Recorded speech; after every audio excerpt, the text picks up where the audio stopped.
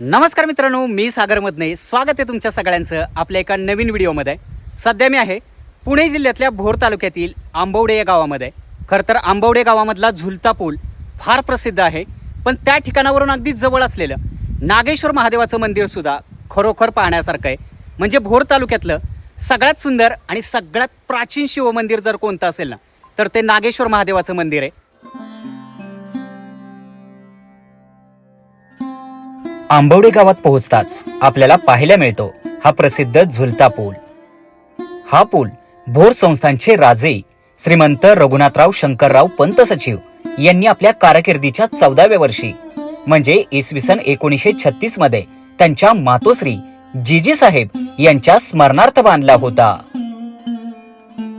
या पुलापासून जवळच गर्दघनदाट झाडीमध्ये नागेश्वर महादेवाचे प्राचीन मंदिर आहे. निसर्गाच्या सानिध्यात असलेलं हे मंदिर जवळ गेल्याशिवाय दिसत नाही.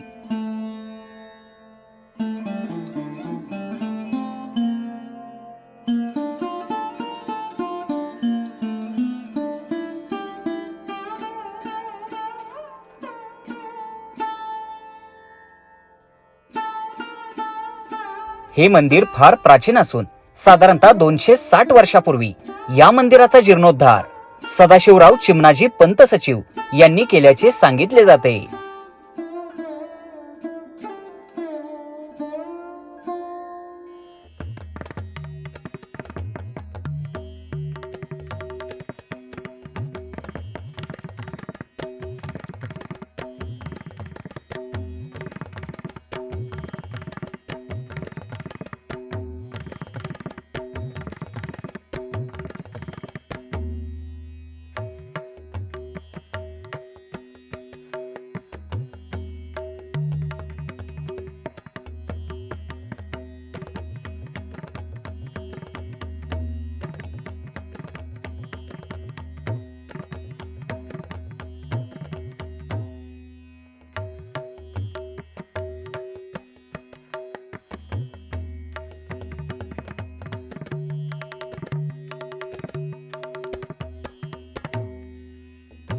या मंदिराच्या जवळच पाण्याचे हे अतिशय सुंदर चौकोनी कुंड आहे.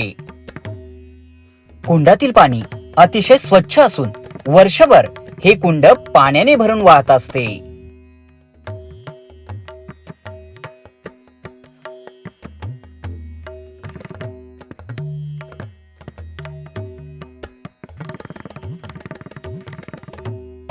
मंदिराच्या समोर 4 खांबी दगडी मंडप असून त्यामध्ये नंदी महादेव विराजमान आहेत.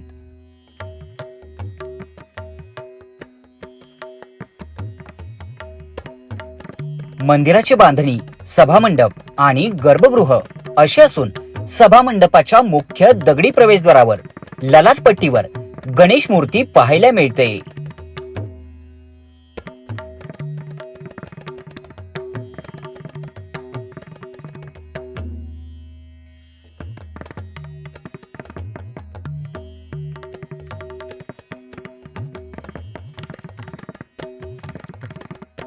सभामंडपात आकर्षक कोरीव दगडी खांब असून गर्भगृहाच्या बाहेरील बाजूस डावीकडे एक गणेश मूर्ती नजरेस पडते.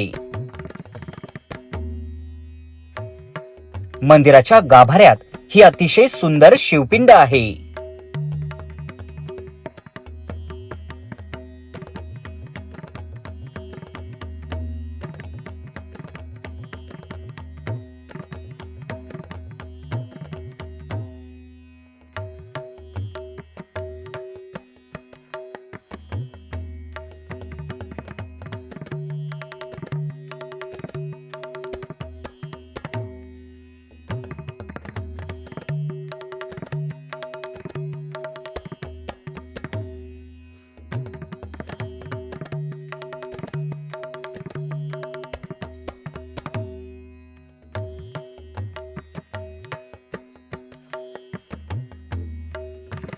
या मंदिराचं एक खास वैशिष्ट्य म्हणजे मंदिराच्या बाहेर दगडावर अगणित कमळपुष्प कोरलेली असून प्रत्येक पुष्पामधील डिझाईन आणि कोरीव काम वेगवेगळं असल्याचं पाहायला मिळतं.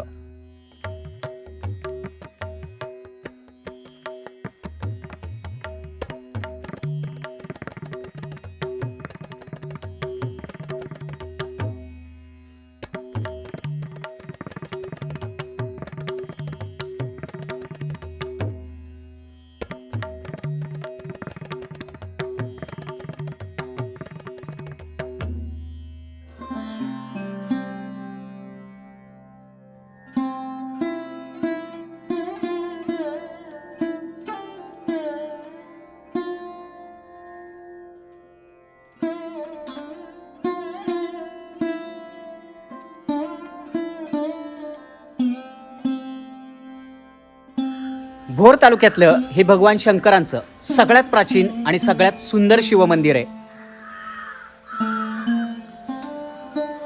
मुख्य मंदिराच्या आजूबाजूला काही लहान मंदिरं असून त्यामध्ये देवाधिकांच्या मूर्ती विराजमान आहेत.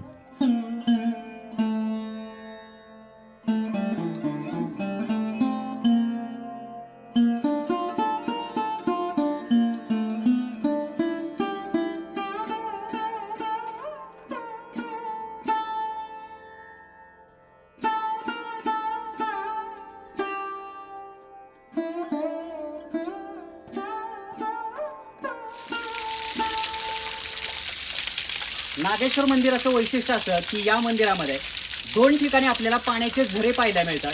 एक आतल्या बाजूला जे पाण्याचं सुंदर असं कुंड आहे तिथला पाण्याचा झरा आणि बाहेरच्या बाजूला आपल्याला हे गायमुख पाहायला मिळतंय आणि या गोमुखातून अतिशय थंड आणि स्वच्छ अशा स्वरूपाचं पाणी आपल्याला या ठिकाणावरून वाहताना पाहायला मिळतंय. म्हणजे फ्रीजला सुद्धा लागलेलं एवढं थंड पाणी.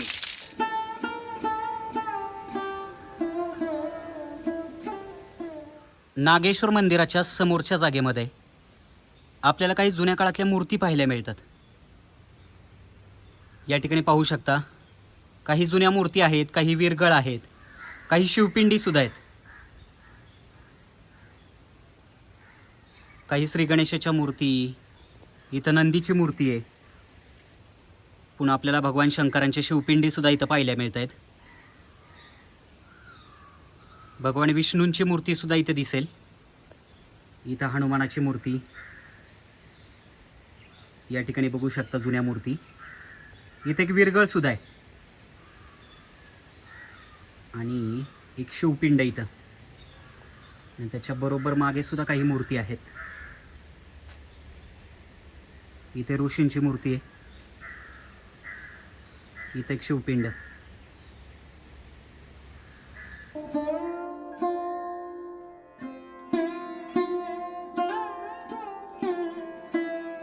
फार सुंदर असं मंदिर आहे. विशेष म्हणजे या मंदिराच्या आजूबाजूला इतकी सगळी झाडी आहेत ना की आपण एखाद्या जंगलात आहोत की काय असा फील आपल्याला येतो.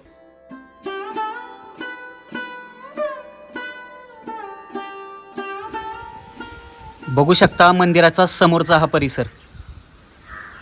आणि आमचे मित्र विठ्ठल साळेकर आमच्या सोबत होते. विठ्ठल दादा, कसं वाटलंय मंदिर? एकच नंबर. काय सांगाल पब्लिकला? पब्लिकला सांगाल यावं लागतंय. यावंच लागतंय. हा मंडळी, हे मंदिर तुम्हाला कसं वाटलं कमेंट करून नक्की आम्हाला सांगा. भेटूयात लवकरच.